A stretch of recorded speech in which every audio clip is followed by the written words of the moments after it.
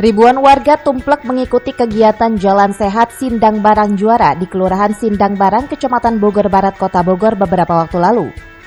Kegiatan dengan menempuh jarak sekitar 5 km itu diinisiasi oleh Ketua Komite Olahraga Masyarakat Indonesia atau KORMI Kota Bogor, Zainul Mutakin, dalam rangka memperingati Hari Kesaktian Pancasila pada 1 Oktober.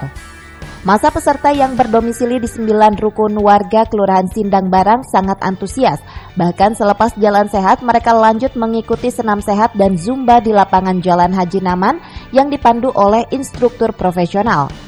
Dalam sambutannya, Ketua KORMI Kota Bogor, Zainul Mutakin, yang sekaligus juga sebagai anggota DPRD Komisi 1 mengatakan, capaian Bogor Sehat harus dimulai sedini mungkin.